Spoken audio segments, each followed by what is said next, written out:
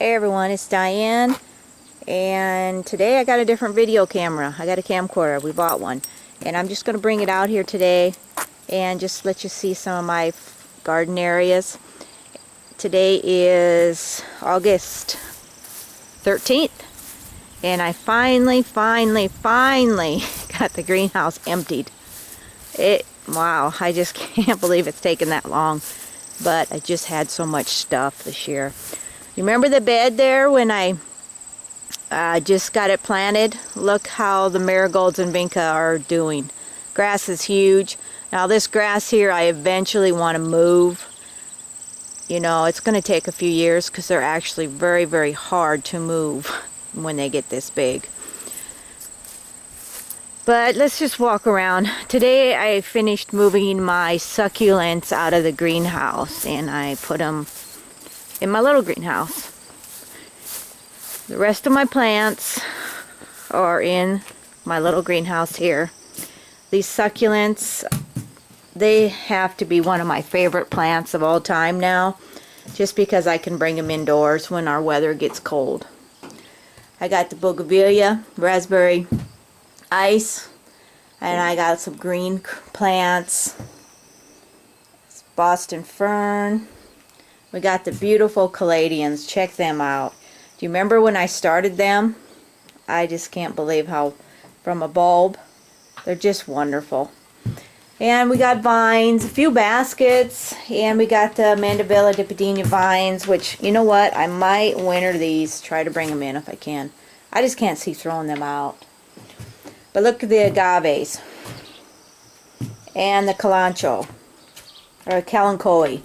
Sorry, but there's a couple of different ways I've heard it pronounced, but look at them.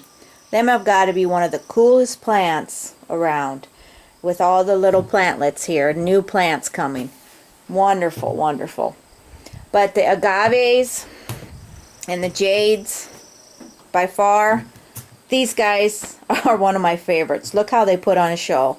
I just can't say enough about them. And look at their edging. It's kind of a cream yellow color. And they produce babies. There's little babies down here. Those can be pulled out and started to make new. I love plants that I can just keep moving, you know, just keep growing and continue on potting. And I got some little plants here.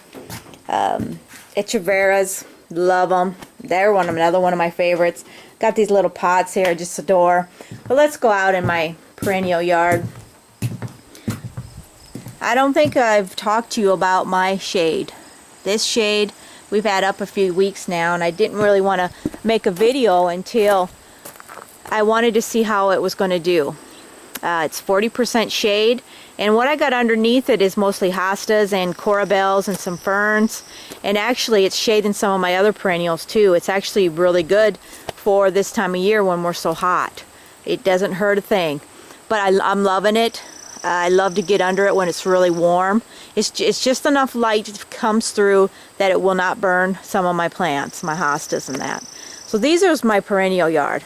Lots of plants here yet, but as you know, in my perennial yard, I usually winter most of this stuff. What doesn't move, it gets wintered and I carry it over to next year. A lot of it I too will have to plant in the ground because some of it don't winter as well in pots. My phlox are really beautiful right now. Check them out. Aren't them something? They are a really nice plant, but this variety really spreads fast. But check that out. We're going to zoom in here. See, I'm trying out my new camera, seeing how well it does. Look at that. Isn't that beautiful?